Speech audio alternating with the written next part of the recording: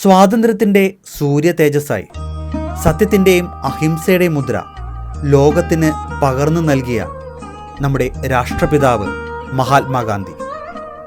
ഒരു വ്യക്തിയുടെ ജീവിതം എങ്ങനെ ഒരു രാജ്യത്തിൻ്റെ ചരിത്രം മാറ്റിമറിക്കുമെന്നും ഒരുപാട് ജനതകൾക്ക് പുതിയ പ്രതീക്ഷ നൽകുമെന്നും തെളിയിച്ച മഹാനുഭവൻ. ഗാന്ധിജി ഒരു വ്യക്തിയായിരുന്നില്ല, അതൊരു ദർശനമായിരുന്നു. ലളിതമായ ജീവിതത്തിലൂടെ, സത്യാഗ്രഹം എന്ന ശക്തമായ ആയുധത്തിലൂടെ അദ്ദേഹം ലോകത്തെ അമ്പരപ്പിച്ചു. സമാധാനത്തിലേക്ക് ഒരു പാതയില്ല, സമാധാനമാണ് പാതയെന്ന അദ്ദേഹത്തിൻ്റെ വാക്കുകൾക്ക് ഇന്നും പ്രസക്തിയേറുകയാണ്.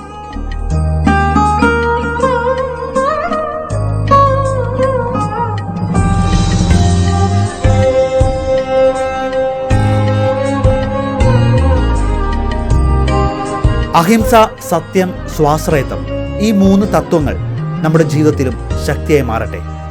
എവർക്കും ഗാന്ധി ജയന്തിയുടെ ആശംസകൾ നേരുന്നു. അതോടൊപ്പം തന്നെ എല്ലാവർക്കും ന്യൂസ് കാസ്റ്റിൻ്റെ ഇന്നത്തെ എപ്പിസോഡിലേക്ക് സ്വാഗതം. ഇന്ന് രാവിലെ ഗാന്ധി ജയന്തി ദിനത്തിൽ പ്രധാനമന്ത്രി നരേന്ദ്രമോദി ഡൽഹിയിലെ രാജ്ഘട്ടിലെത്തി രാഷ്ട്രപിതാവ് മഹാത്മാഗാന്ധിക്ക് ആദരാഞ്ജലികൾ അർപ്പിച്ചു. പ്രധാനമന്ത്രിയോടൊപ്പം ലോക്സഭാ സ്പീക്കർ ഓം ബിർളയും കേന്ദ്രമന്ത്രി മനോഹർ ലാൽ തുടങ്ങിയ മന്ത്രിമാരും മറ്റു പ്രമുഖരും വിദേശ പ്രതിനിധികളും ചടങ്ങിൽ പങ്കെടുത്തു. ധൈര്യം, ലാളിത്യം, നിസ്വാർത്ഥത, സേവനം, കാരുണ്യം തുടങ്ങിയവ മഹാത്മാഗാന്ധിയുടെ മൂല്യങ്ങൾ ഓരോ ഇന്ത്യക്കാരനും വഴികാട്ടിയാണെന്ന് പ്രധാനമന്ത്രി അനുസ്മരിച്ചു. ഇന്ത്യയുടെ സ്വാതന്ത്ര്യത്തിന്റെ 100ാം വാർഷികമായ 2047ഓടെ രാജ്യത്തിന്റെ വികസന ലക്ഷ്യങ്ങൾ നേടുന്നതിൽ ഗാന്ധിയൻ ആദർശങ്ങൾ പിന്തുടരേണ്ടത് അത്യാവശ്യമാണെന്നും അദ്ദേഹം ഓർമ്മിപ്പിച്ചു. ബാപ്പുവിന്റെ അസാധാരണ ജീവിതത്തിനും ലോകമെമ്പാടുമുള്ള ദശലക്ഷക്കണക്കിന് ആളുകൾക്ക് പ്രചോദനം നൽകുന്ന അഹിംസയുടെയും സേവനത്തിന്റെയും സന്ദേശത്തിനുമുള്ള ആദരവാണ് ഗാന്ധിജിയെന്നും പ്രധാനമന്ത്രി പറഞ്ഞു. ഗാന്ധി ജയന്തി ആഘോഷങ്ങളുടെ ഭാഗമായി രാജ്യത്തിന്റെയും കേരളത്തിന്റെയും വിവിധ ഭാഗങ്ങളിൽ സേവനവാരവും അതോടൊപ്പം തന്നെ ശുചിത്വ ക്യാമ്പയിൻ മിഷനുകളുമെല്ലാം സംഘടിപ്പിച്ചിട്ടുണ്ട്. അതോടൊപ്പം ഇന്നലെ പ്രധാനമന്ത്രി ഈ ഗാന്ധി ജയന്തി ദിനത്തിൽ ഖാദി ഉപകരണങ്ങൾ കൂടുതലായി വാങ്ങി ഉപയോഗിക്കണമെന്നും അദ്ദേഹം ആവശ്യപ്പെട്ടു. അതോടൊപ്പം തന്നെ ഇന്ന് അന്താരാഷ്ട്ര അഹിംസ ദിനം കൂടിയായിട്ടാണ് നമ്മൾ ആചരിക്കുന്നത്. കേരളത്തെ പിടിച്ചുകുലുക്കിയ ഒരു ദുരന്തമായിരുന്നു വയനാട് ഉരുൾപൊട്ടൽ ദുരന്തം.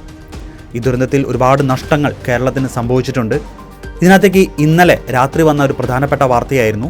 ഇതിലേക്ക് 260.56 കോടി രൂപ കേന്ദ്രം ധനസഹായം പ്രഖ്യാപിച്ചു. ഇത് ഉദ്ദേശം എന്നത് ഉരുൾപൊട്ടൽ തകർത്ത വയനാടിൻ്റെ പുനർനിർമ്മാണ പ്രവർത്തനങ്ങൾക്ക് വേണ്ടിയാണ് കേന്ദ്രം ഈ തുക അനുവദിച്ചത്. ദേശീയ ദുരന്ത നിവാരണ നിധിയിൽ നിന്നുമാണ് ഈ തുക കേന്ദ്രം അനുവദിച്ചിരിക്കുന്നത്. കേന്ദ്ര ആഭ്യന്തരമന്ത്രി അമിത്ഷായുടെ നേതൃത്വത്തിൽ ഇന്നലെ കൂടിയ യോഗത്തിലാണ് ഈ ഒരു തുക കേരളത്തിന് അനുവദിച്ചത്. പക്ഷേ കേരളം ആവശ്യപ്പെട്ട തുക എന്നത് 2221 കോടി രൂപയാണ്.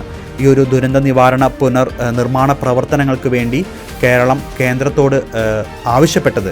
അവിടെയാണ് 260.56 കോടി രൂപ കേരളത്തിന് കേന്ദ്രം അനുവദിച്ചിരിക്കുന്നത്. മറ്റ് സംസ്ഥാനങ്ങൾക്ക് നൽകിയ കേന്ദ്ര സഹായം ഇത് 9 സംസ്ഥാനങ്ങൾക്കായി ആകെ 4654.60 കോടി രൂപയുടെ സഹായമാണ് കേന്ദ്രം അനുവദിച്ചത്. അതിൽ അസമിന് 1270.78 കോടി രൂപ അനുവദിച്ചിട്ടുണ്ട്. അതോടൊപ്പം തന്നെ തിരുവനന്തപുരത്ത് വെള്ളപ്പൊക്ക പ്രതിരോധ പ്രവർത്തനങ്ങൾക്കായി തിരുവനന്തപുരം ഉൾപ്പെടെ 11 നഗരങ്ങൾക്ക് 2444.42 കോടി രൂപയും കേന്ദ്രം അനുവദിച്ചു.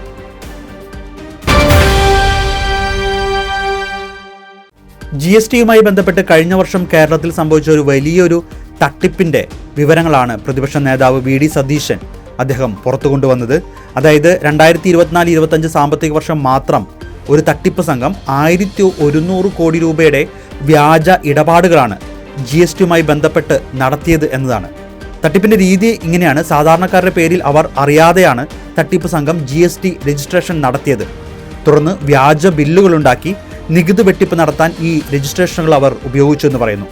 ഈ തട്ടിപ്പ് വഴി സംസ്ഥാന സർക്കാരിന് വലിയ തോതിലുള്ള നികുതി വരുമാന നഷ്ടമാണ് ഉണ്ടായിരിക്കുന്നത്. നമ്മുടെ ചോദ്യം, ഈ GST ഇത്രയും വലിയൊരു ഫ്രോഡ് തട്ടിപ്പ് നടന്നിട്ട് ഇതൊരു മഞ്ഞുമലയുടെ അഗ്രം മാത്രമാണ് ഈ തട്ടിപ്പ്, ടിപ്പ് ഓഫ് ആൻ ഐസ്ബർഗ്. വലിയൊരു തട്ടിപ്പിന്റെ ഒരറ്റം മാത്രമാണ് പൂന GST ഇന്റലിജൻസ് തിരിച്ചറിഞ്ഞ് കേരളത്തിലെ സർക്കാരിനെ അറിയിച്ചത്. ഈ രജിസ്ട്രേഷൻ ക്യാൻസൽ ചെയ്യുന്നതിന് അപ്പുറത്തേക്കുള്ള ഒരു നടപടിയിലേക്കും സർക്കാർ പോകാത്തത് എന്തുകൊണ്ട് എന്നാണ് പറയണ ഗവൺമെന്റ്.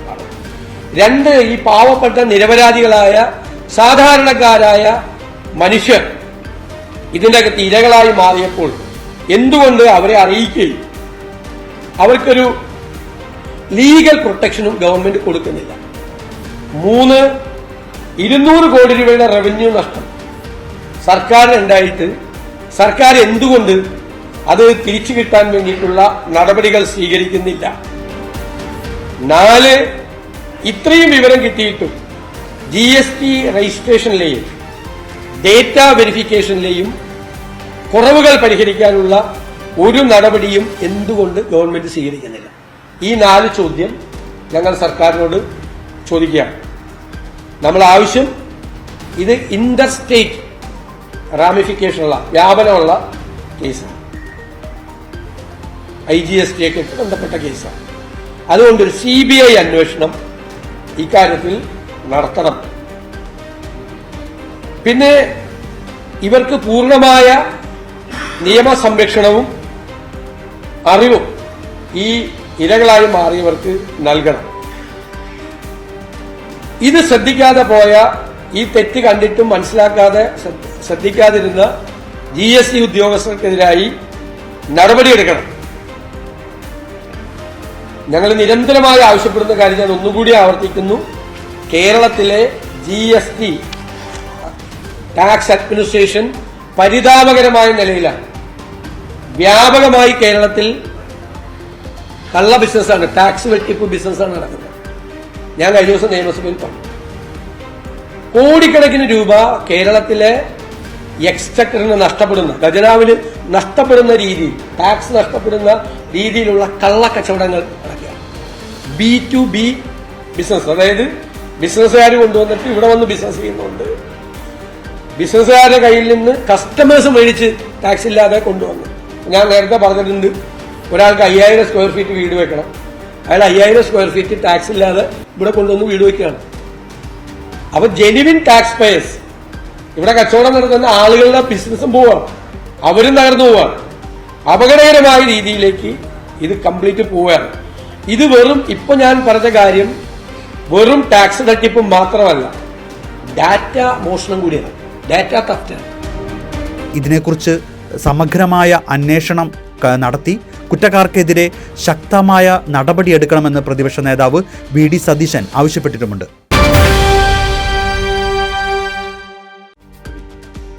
ഇസ്രായേൽ ഗാസ യുദ്ധം ശക്തമായി കൊണ്ടിരിക്കുകയാണ്. ഇത് അവസാനിപ്പിക്കാനായിട്ട് അന്താരാഷ്ട്ര ഇടപെടലുകളെല്ലാം നടന്നുകൊണ്ടിരിക്കുന്ന ഒരു സമയമാണ്. ഈ സമയം ഗാസയിലേക്ക് സഹായമായി പോയ ഗ്ലോബൽ സുമുദ് ഫ്ലോട്ടില്ല എന്ന കപ്പൽ വ്യൂഹത്തെ ഇസ്രായേൽ നാവികസേന തടഞ്ഞ എന്ന വാർത്ത ഇപ്പോൾ അന്താരാഷ്ട്ര മാധ്യമങ്ങൾ പുറത്തുവിടുന്നുണ്ട്. അതിൽ പ്രശസ്ത സ്വീഡിഷ് കാലാവസ്ഥ പ്രവർത്തകയായ ഗ്രെറ്റ ടൺബർഗ് ഉൾപ്പെടെയുള്ള ആക്ടിവിസ്റ്റുകൾ കപ്പലിലുണ്ടായിരുന്നു. 40-ലധികം ബോട്ടുകളിലായി 500ഓളം ആക്ടിവിസ്റ്റുകളാണ് ഉണ്ടായിരുന്നത്. ഗാസ തീരത്ത് നിന്ന് ഏകദേശം 70 നോട്ടിക്കൽ മൈൽ അകലെ, അതായത് 130 കിലോമീറ്റർ അകലെ അന്താരാഷ്ട്ര ജലമേഖലയിൽ വെച്ചാണ് കപ്പൽ വ്യൂഹത്തെ തടഞ്ഞതെന്നാണ് ഫ്ലോട്ടില സംഘാടകർ അറിയിച്ചത്. കപ്പൽ തടഞ്ഞതിനെ തുടർന്ന് ആക്ടിവിസ്റ്റായ ഗ്രെറ്റ ടൺബർഗിനെ ഇസ്രായേൽ സൈന്യം കസ്റ്റഡിയിലെടുത്തു. ഇസ്രായേലിൻ്റെ പ്രതികരണം ഇതുമായി ബന്ധപ്പെട്ട് ഇങ്ങനെയാണ്: കപ്പലുകൾ സുരക്ഷിതമായി തടഞ്ഞു എന്ന് അവർ പറയുന്നു. എന്നും യാത്രക്കാരെ ഇസ്രായേലിലെ തുറമുഖത്തിലേക്ക് മാറ്റുകയാണെന്നും ഇസ്രായേൽ വിദേശകാര്യ മന്ത്രാലയം അറിയിച്ചു. ഗ്രെറ്റ ടൺബർഗും സുഹൃത്തുക്കളും സുരക്ഷിതരും ആരോഗ്യവാന്മാരുമാണെന്ന് അവർ ഇതിലൂടെ വ്യക്തമാക്കിയിട്ടുണ്ട്. ഇസ്രായേൽ സൈന്യം ജലപീരങ്കികൾ ഉപയോഗിക്കുകയും കപ്പലുകൾ അതിക്രമിച്ച് കയ്യേറുകയും ചെയ്തതായിട്ടാണ് ആക്ടിവിസ്റ്റുകൾ ഇതിനെതിരെ ആരോപിച്ചിരിക്കുന്നത്.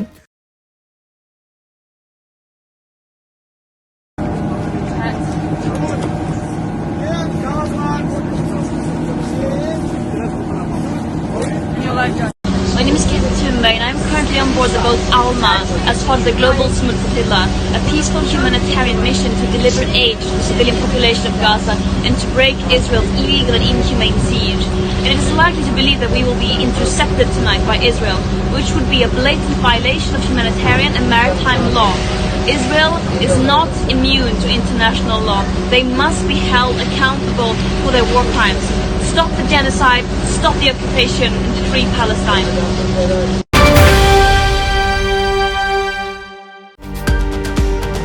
ഭാരതാംബയുടെ ചിത്രവുമായി ബന്ധപ്പെട്ട നിരവധി വിവാദങ്ങൾ കേരളത്തിൽ ഗവർണറും സർക്കാരും തമ്മിലൊക്കെ ഭാരതാംബയുടെ ചിത്രവുമായി ബന്ധപ്പെട്ട് നിരവധി വിവാദങ്ങൾ കേരളത്തിൽ ഗവർണറും സർക്കാരും മന്ത്രിമാരുമായി തന്നെയൊക്കെ കഴിഞ്ഞ ദിവസങ്ങളിൽ കുറച്ച് നാളുകൾക്ക് മുമ്പൊക്കെ ഉണ്ടായിരുന്നു. ഇപ്പോൾ ഇതാ ഭാരതാംബയുടെ ചിത്രം മറ്റൊരു വിവാദത്തിലേക്ക് വീണ്ടും എത്തിയിരിക്കുകയാണ്. RSSന്റെ 100ാം ജന്മശതാബ്ദ വർഷത്തോടനുബന്ധിച്ച് ഭാരതാംബയുടെ ചിത്രം ആലേഖനം ചെയ്ത 100 രൂപയുടെ നാണയവും അതോടൊപ്പം തന്നെ സ്റ്റാമ്പും പുറത്തിറക്കിയിരിക്കുകയാണ് പ്രധാനമന്ത്രി നരേന്ദ്രമോദി. संघ के लिए देश की प्राथमिकता ही उसकी अपनी प्राथमिकता रही है. संघ बना है राष्ट्र के प्रति अटूट आस्था से. संघ चला है राष्ट्र के प्रति अगाध सेवा के भाव से. संघ तपा है त्याग और तपस्या की अग्नि से. संघ निखरा है संस्कार और साधना के संगम से. संघ खड़ा है राष्ट्र धर्म को जीवन का परम धर्म मान. സ്വതന്ത്ര ഇന്ത്യയുടെ ചരിത്രത്തിൽ ആദ്യമായാണ് ഇത്തരത്തിലൊരു കറൻസിയും അതോടൊപ്പം തന്നെ ഈ ഒരു സ്റ്റാമ്പും പുറത്തിറക്കപ്പെടുന്നത്.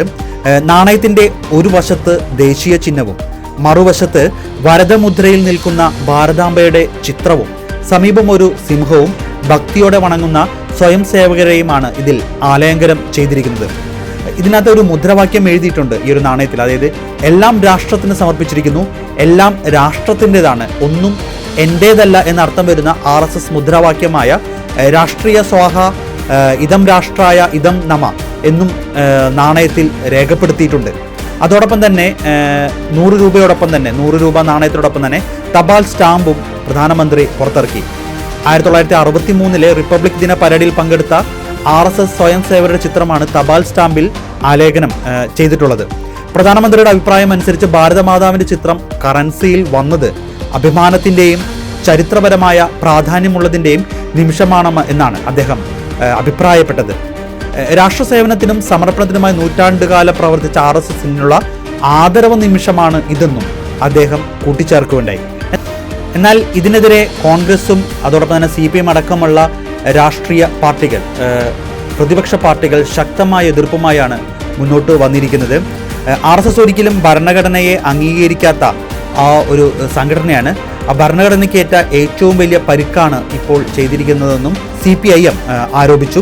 കോൺഗ്രസ് ഉൾപ്പെടെയുള്ള പാർട്ടികൾ RSSന്റെ സ്വാതന്ത്ര്യ സമര പങ്കാളിത്തമില്ലായ്മ ചോദ്യം ചെയ്യുകയും കൂടി ചെയ്തിരിക്കുകയാണ്. ഇനി ഖത്തറിനെ ആരെങ്കിലും തൊട്ടാൽ അവിടെ അമേരിക്ക ഇറങ്ങും. അതെ, നിർണായകമായ കരാറ് ട്രംപും ഖത്തറും കൂടി ഇപ്പോൾ ഒപ്പുവെച്ചിരിക്കുകയാണ്. അതായത് ഖത്തറിൻ്റെ പ്രദേശം, പരമാധികാരം അല്ലെങ്കിൽ നിർണായക അടിസ്ഥാന സൗകര്യങ്ങൾ എന്നിവയ്ക്ക് നേരെയുള്ള ഏതൊരു സായുധ ആക്രമണവും അമേരിക്കയുടെ സമാധാനത്തിനും സുരക്ഷിതയ്ക്കും ഒരു ഭീഷണിയായി കണക്കാക്കുമെന്നും ഉത്തരവിൽ പറയുന്നുണ്ട്.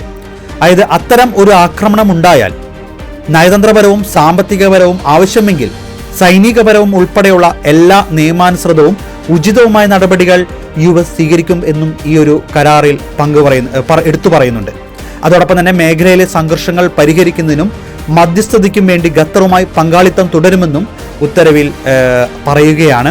ഉത്തരവിന് കാരണമായ ഒരു സാഹചര്യം എന്ന് പറയാനാണെങ്കിൽ ഇസ്രായേൽ പ്രധാനമന്ത്രി ബെഞ്ചമിൻ നെതന്യാഹു അദ്ദേഹം അമേരിക്ക സന്ദർശിക്കുന്ന സമയത്താണ് ഇത്തരത്തിലൊരു നിർണായക കരാറിൽ ഖത്തറും ട്രംപും ഒപ്പുവെക്കുന്നത്. അതോടൊപ്പം തന്നെ നമുക്കറിയാം ഇന്നലെ അദ്ദേഹം ബെഞ്ചമിൻ നെതന്യാഹു ഖത്തറിനോട് വിളിച്ച് മാപ്പ് പറയുകയും കൂടി ചെയ്തിട്ടുണ്ടായി. ഇതെല്ലാം ഗാസയിലെ വെടിനിർത്തൽ ചർച്ച ചെയ്യുന്നതിനിടെ ദോഹയിലെ ഹമാസ് നേതാക്കളെ ലക്ഷ്യമിട്ട് ഇസ്രായേൽ നടത്തിയ വ്യോമാക്രമണത്തിന് അതിൻ്റെ ഒരു സുരക്ഷയിൽ ഖത്തറിനുണ്ടായ ആ ഒരു മുറിവുണക്കലും കൂടിയാണ് US-ന്റെ ഭാഗത്തു നിന്നുണ്ടായ ഈ ഒരു കരാർ. ആ ആക്രമണത്തിൽ ഖത്തർ സുരക്ഷാ സേനയിലെ ഒരു ഉദ്യോഗസ്ഥൻ ഉൾപ്പെടെ 6 പേരാണ് കൊല്ലപ്പെട്ടത്. US സൈന്യത്തിൻ്റെ ഏറ്റവും വലിയ താവളങ്ങളിൽ ഒന്ന്, അതായത് അൽ ഉദൈദ് എയർബേസ്, അത് ഖത്തറിലാണ് നിലനിൽക്കുന്നത്. അതുകൊണ്ട് തന്നെ ഖത്തറുമായി ഒരു നല്ലൊരു ബന്ധം മുന്നോട്ട് കൊണ്ടുപോകേണ്ടത് US-ന്റെ അത്യാവശ്യമാണ്. ഈ ഒരു കരാർ അത് അത്തരത്തിലുള്ളതായി തന്നെ മാറിയിരിക്കുകയാണ്.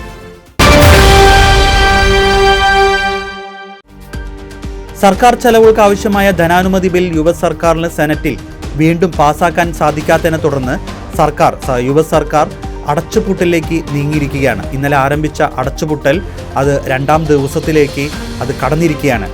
US-നെ സംബന്ധിച്ചിടത്തോളം അത് സർക്കാർ ജീവനക്കാർക്ക് വലിയൊരു ആഘാതമാണ് ഈ ഒരു അടച്ചുപൂട്ടൽ മൂലം സംഭവിച്ചിരിക്കുന്നത്.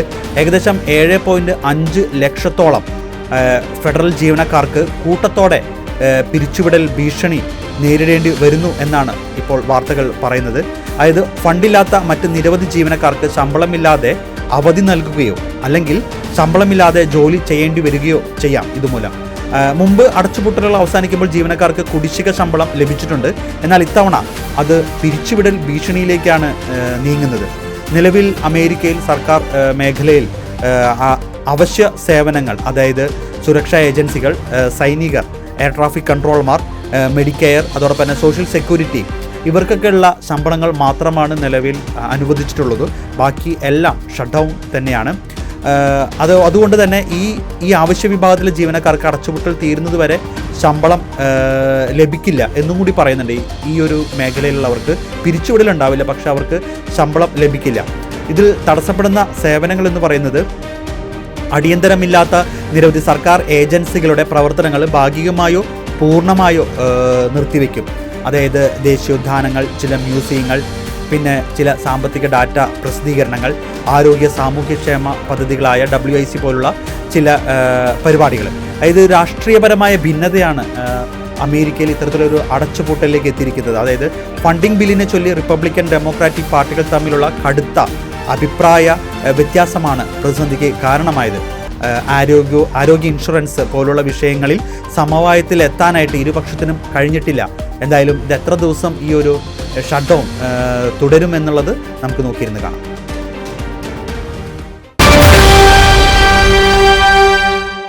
ലോകം കണ്ട ഏറ്റവും വലിയ വിപ്ലവകാരികളിൽ ഒരാളായിരുന്നു മഹാത്മാഗാന്ധി. അഹിംസ എന്ന വിപ്ലവത്തിലൂടെ അദ്ദേഹം ഈ ലോകത്തെ കീഴടക്കി. അദ്ദേഹത്തിന്റെ വാക്കുകൾ ഒന്നും തന്നെ കാലഹരണപ്പെടുന്നില്ല എന്നതാണ് സത്യം. ലോകത്തിൽ നിങ്ങൾ കാണാൻ ആഗ്രഹിക്കുന്ന മാറ്റം അത് നിങ്ങൾ തന്നെ ആയിരിക്കണമെന്ന ഗാന്ധിജിയുടെ വാക്കുകൾ നമ്മുടെ എല്ലാം ഹൃദയത്തിൽ എല്ലാ ദിവസവും മുഴങ്ങേണ്ട ഒന്നാണ്. സത്യത്തിലും നീതിയിലും സ്നേഹത്തിലും ഉറച്ച് നമുക്ക് മുന്നോട്ട് പോകാം. ന്യൂസ് കാസ്റ്റിന്റെ ഇന്നത്തെ എപ്പിസോഡ് ഇവിടെ പൂർണ്ണമാകുന്നു. നന്ദി.